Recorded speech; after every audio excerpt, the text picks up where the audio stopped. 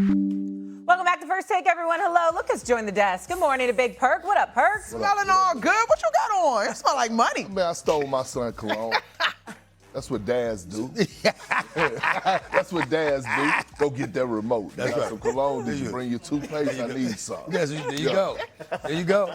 So Perk was up late last night texting with Stephen A. about the Knicks. We'll get into that in a minute. But in the meantime, let's talk about tanking, because tanking has become a way to say losing in kind of a cute version. And losing in a fashion where you should, by most accounts, win. And listen, I know it's becoming hard, at least for me, watching a game with my 4-year-old and trying to tell him that, yeah, the 3 players you got in your teenie mates last week are not hurt. They're just not playing because it doesn't help their team's draft lottery chances. What? It's a strategy that has seemingly worked. Look at Oklahoma City. Look at the Pistons, 2 teams with the best record in a conference and a past history of tanking. So how do we fix it? The league has some ideas. We'll get to those in a minute. But for now, Suns owner Mat Ishbia doesn't want to hear any of this and said this on X. This is ridiculous. Tanking is losing behavior done by losers. Purposely losing is something nobody should want to be associated with. Embarrassing for the league and for the organizations. And the talk about this is a, quote, strategy. Ridiculous. This is much worse than any prop bet scandal. This is throwing games strategically. Horrible for fans that pay to watch and cheer on their team. And horrible for all the real teams that are competing for playoff spots. You kind of said this yesterday, Frank. I didn't kind of say it. I said it. It is throwing games. It's an embarrassment to the league. And thank you, Mat Ishbia, because he gets it. But we got to remember, he was the guy that came into the league and try to buy his way to winning the championship. He's learned the error of his ways. Yeah. So again, when you think about it, it affects so many areas. What's one of the major things when it comes to sports now? Betting. It's gambling. Mm-hmm. It's gambling. And so you got to be careful when you're trying to throw games to that aspect. I agree. Something needs to be happening when you have to fix it.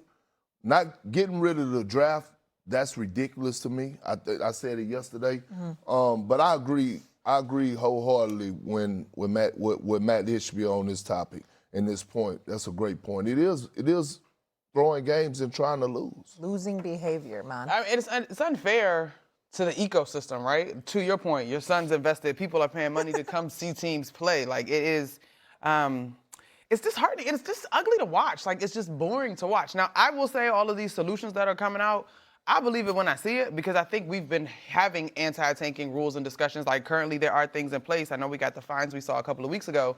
But somehow, some way, these front offices still find a way to navigate it, and the league has not come down heavy enough. You got some people that talked about, just pull from a hat all 30 teams while the world is watching, and that might be a solution. Me personally, I'm not overreacting to the tanking the way some people are. I don't approve of it. I don't like it. I've never liked it. But you've always understood, like, for example, you're watching the National Football League and the worst team gets the first overall pick. And then you have fans saying, what the hell are you winning for? You don't even know how to lose, when it comes to the Giants or another team or whatever. Yeah. Because, you got a guy like, Fernando Mendoza, for example, available in the draft. And you're looking at the Las Vegas Raiders positioning themselves to get the number 1 overall pick because they were losing. And somebody would, late in the season, why aren't you losing? So the same things that fans are complaining about, they're clamoring for when their team is in a position to get a high draft pick based on the rules that are in place. So I don't approve of it. I don't like it.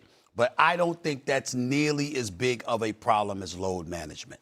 And I know that load management to some degree can infiltrate things. It can infiltrate its way into tanking because, again, sitting people down and stuff like that. But we got cats that are exercising in load management first month of the season.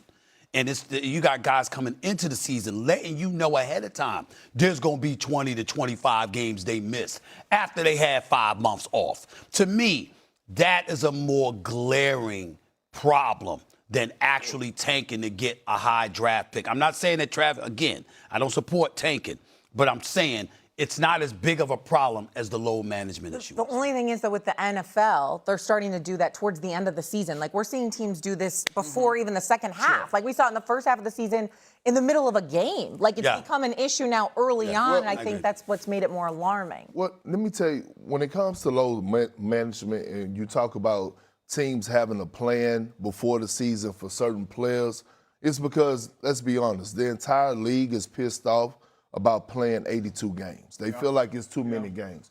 So what ended up happening is because As players or everybody? everybody. Because what's happening is guys are teams, organizations are going into seasons and they're looking at the schedule ahead of time, and they have so many quote unquote doctors and scientists and specialists that are behind the scenes that are looking at the schedule and saying, well, if we're going to be playing 5 games in 7 nights, I think that following week, Kawhi needs to rest on this day. Like, they're getting this information from somebody else, right, that they didn't hire inside of the organization.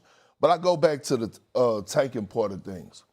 Before I won the NBA championship in 2008, I was on one of the worst teams in NBA history. Mm-hmm. We lost 18 games in a row. We wasn't tanking. We was just trash. Mm-hmm. We was actually trying to win games. We had one of the youngest teams in NBA history, but we couldn't find a way to win games. Every time we stepped on the floor, we was getting our ass kicked. But we wasn't trying to get our ass kicked, and then we just started accepting that we just can't win games. And then I look at a situation with the Detroit Pistons. You remember a time right 28? before? Yes. Yeah. But they wasn't trying to lose. That's right. Kay Cunningham and those guys were available on the floor. Yeah. You hear him talk about 2 and 16 bad. I remember. No, but you remember he talked about it. He was talking about how depressed he was and how upset he was. He kept trying. They kept preaching about they trying to get over the hump. So again, it is an issue. I'm with Ishbia on this one. It is a loser mentality, and it's something that we got to clean. Well, I will say this, couple of things. I'm actually even more depressed that you brought up how the Pistons were losing a few years ago. Like they lost 28 straight or whatever the number was, because that kind of pain is something that they hold on to, and they're like, it will never happen again. Especially K. Exactly, especially K, Yeah. which contributes to his greatness, which means the Knicks are even in more trouble. Okay, that's number one. Even more trouble, right? So I'm depressed about that. But here's the thing. When you talk about teams and you talk about how he wasn't trying to lose, stuff like that, here's where we have to be mindful of it. It's like, you're not, they weren't trying to lose, whereas you got teams now that are trying to lose. They're trying to lose, and they're trying to lose early. And I don't want to hear some damn complaint about how they all hate 82 games. Did you hate the 82 games when you was trying to get to the NBA? Did you hate the 82 games when you saw the money associated with it? See, that's one of the things, like, for example, I am a huge, huge fan of the great Greg Popovich, right? We know the championships he's won, whatever. But Greg Popovich used to be a dude. I mean, could you believe it? There was a time when I sat down for lunch with Greg Popovich at a bar in Utah. You would never think you'd see him talking to a reporter like that in today's day. You understand what I'm saying? Because things have changed, but he changed too.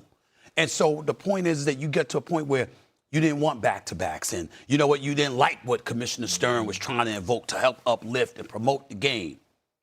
But the very game that you were lamenting is one you craved to be a part of. You wanted to be a coach on an elite level. You wanted to coach a franchise. You wanted to run a franchise. You knew it was 82 games then. You knew it was back-to-backs then. See, the point is when we got cats that want to step up and complain about stuff that you profited and benefited off of, that's where I have a problem with. That's like, if stuff changed after you arrived, that's different. Mm-hmm. But you played and won championships, Steve Kerr, as a player in Chicago and San Antonio. Before you coach, you was also a GM essentially running a franchise. Mike D'Antoni should have listened to you and brought Tom Thibodeau over there as your defensive coordinator instead of letting him get to Boston with Doc Rivers to help y'all win a championship in 2008. You know all of this stuff. You wasn't complaining. And then it's amazing to me how cats want to complain about the conditions under which they have to work now, but you were clamoring and craving for it before you got it. And then once you got the success, now you want to bitch and moan about it. Nah, this is what comes with it. Figure out a way to work around the 82 games. Michael Jordan and others sometimes, listen, Michael Jordan's like, I'm tired today. Phil said, can you give me a quarter? Can you give me a quarter? Michael's like, I'll give you a quarter. Now, after that, he sat down the rest of the game. There are ways. All right, I don't feel like practicing. All right, that's fine. There's ways to work around it, because to give up the amount of games is to give up some money, which they ain't trying to do. I hear you. I don't want this to become like a super philosophical conversation, but it feels like that's just human nature. As soon as you get to something, then you're trying to figure out how to revamp and improve it, whichever way you work. Because you just Revamp and improve or lessen the load. Well, that's what I'm saying is you said figure out how to work around the 82 games. In players and coaches' minds, they have figured out this thing called load management where they get with the medical staff and they go calculate when they. But is that working around it or is that cheating the product? Well, my thing is two things. One, Greg Popovich, the greatest coach. One of the greatest coaches. Phenomenal, absolutely. Phenomenal human being, but he started this whole load, man. That part. That's right. By the way. That part. Number two, Monica, I'm not trying to hear none of that. I'm not trying to hear none of that. I'm about the whole 82 games. Oh, okay. You know why? Because you get paid to put your body on the line. This is why you get paid top dollar. Your responsibility right now, if you're an NBA player, is to make sure that you hold up the standard and continue to do what you need to do so the next generation could be straight too. It's a reason that guys are getting paid 30, 40, 50, 70 million dollars. It's because like Kobe, Jordan, KG, those guys paved the way. They wasn't complaining about 82 games. I hear you. I don't want to hear it. And not only that, Final word. this is the big thing. You can miss 20 games a year. You're not feeling it, you're not healthy, whatever. When you walk into a season after signing the contract and basically declaring you're going to miss 20 to 25 games, Right. Damn! So in other words, hey, I got this contract. I'm going to take about, I'm going to be off about 3 months. I mean, before I start? Really? That's what we see people doing, and that's the problem. If you hurt, you hurt. If you hurt, you hurt. But you can't go, you can't go. But when you walk into a situation before those conditions have engulfed you, and your mentality is, I'm going to get time off already, now that's different. That's different. I think the players have been better about this in the last season. Yeah, they don't have no choice. And there's That's also what I'm more saying. rules. They got to play 65 games. Well, yeah, but I don't. I think load management is more of an issue. As taking. That's all I said. I don't. And I just, You don't I think guess it's I better? disagree You don't with think that. it's a bigger No, issue than taking? No, I don't think it's a big. You don't think so? No, Okay, I don't. we'll continue this I don't think conversation in it's a little bit. throwing In the games. meantime, coming up here on First Take, know. what team should Oklahoma City be think most sitting down worried and about just in the throwing West? Is it games. Katie and the Rockets, Wemby and the Young Spurs, or another team maybe lurking out West? Plus, MVP at MSG. Yeah, Kate Cunningham made a major statement last night, but someone here says orange and blue skies are not falling I thought I just seen Jay yet. Will sitting